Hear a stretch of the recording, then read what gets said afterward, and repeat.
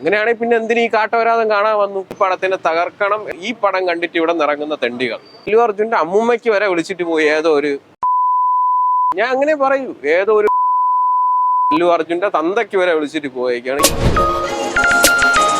എനിക്ക് തോന്നുന്നു ഏതൊക്കെയോ വലിയ മാഫിയകൾ ഈ ഒരു പടത്തിന്റെ പിന്നിൽ പ്രവർത്തിക്കുന്നുണ്ട്. അവര് എത്രയോ കോടികൾ ചിലവാക്കി ഈ പടത്തിനെ തകർക്കണം എന്നുള്ള രീതിക്ക് തകർക്കുകയാണെന്നാണ് എനിക്ക് പറയാനുള്ളത്. ഒരു കുഴപ്പവുമില്ല. ഒരു പടത്തിൽ നിങ്ങൾക്ക് എപ്പോഴും ആസ്വദിച്ച് മാത്രം ഇരുന്നാൽ മതിയോ? ഒന്ന് വിഷമിക്കണ്ടേ? എന്താണ്, ഒരു സാമ്പാർ ആകുമ്പോഴത്തേക്ക് അതിനകത്ത് നമ്മൾ എല്ലാ രീതിക്കുള്ള പച്ചക്കറി ഇടും ഇല്ലേ?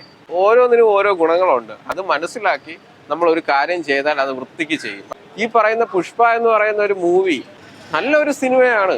ഏത് വൃത്തികെട്ടവനോ അല്ലെങ്കിൽ ഏത് വിവരമില്ലാത്തവനോ വന്ന് കണ്ടാലും ഇഷ്ടപ്പെടുന്ന ഒരു സിനിമയാണ് ഈ പറയുന്നത്. അതിന് ഉദാഹരണമാണ് ഈ പടം കണ്ടിട്ട് ഇവിടെ നിറങ്ങുന്ന തെണ്ടികൾ. എന്ത് തെറ്റ് ചെയ്തു ഈ പുഷ്പ എന്ന് പറയുന്ന ഈ മൂവിയുടെ പിന്നണി പ്രവർത്തകർ നിങ്ങളെടുത്ത്? ഇന്നലെ തൊട്ട് കാട്ടവരാതം, വാണം, ഇന്നലെ അല്ലു അർജുന്റെ അമ്മൂമ്മയ്ക്ക് വരെ വിളിച്ചിട്ട് പോയി ഏതോ ഒരു, ഞാൻ അങ്ങനെ പറയൂ, ഏതോ ഒരു അല്ലു അർജുന്റെ തന്തയ്ക്ക് വരെ വിളിച്ചിട്ട് പോയേക്കാണ്. എന്തിന് തെറ്റ് ചെയ്തു? നിനക്കൊക്കെ 120 രൂപ നീ എന്തൊക്കെ ചെയ്യുന്നു? ബിരിയാണി കഴിക്കുന്നില്ലേ? വേറെ പല കാര്യങ്ങൾ ചെയ്യുന്നില്ലേ? അങ്ങനെയാണെങ്കിൽ പിന്നെ എന്തിന് ഈ കാട്ടവരാതം കാണാൻ വന്നു? കാട്ടവരാതമാണെങ്കിൽ പിന്നെ എന്തിന് കാട്ടവരാതം കാണാൻ വന്നു?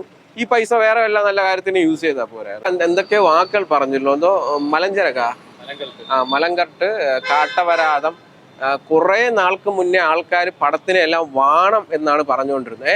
ഇപ്പൊ ഇതേപോലെയുള്ള ഒരു വാക്കാണ് മലങ്കട്ടും, പിന്നെ എന്തോന്ന് കാട്ടവരാതം. ഇത് ഈ വാക്കുകളെ ട്രെൻഡിങ് ആക്കാൻ നോക്കുന്നതാണ്. എനിക്ക് തോന്നുന്നു ഈ വാക്കുകൾ ഉണ്ടാക്കിയ ആൾക്കാരാണ് പൈസ കൊടുത്തിട്ട് ഈ പറയുന്ന ചെയ്യുന്നത്.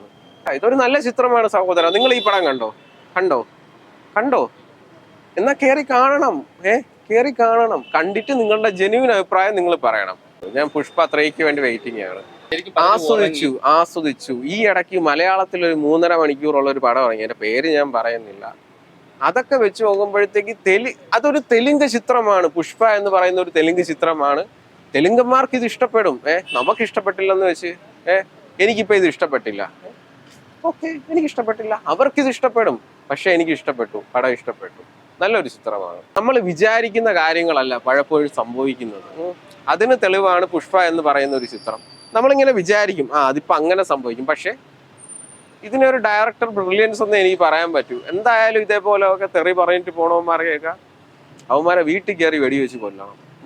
ഞാനിത് കേരള സർക്കാരിൻ്റെ അടുത്ത് ഞാനിത് അപേക്ഷിക്കുകയാണ്. ഇതേപോലെയുള്ള പടങ്ങൾ പൊട്ടിക്കുന്നവരെ അവരെ വേണ്ട രീതിക്ക് നിങ്ങൾ കണ്ടോളണം.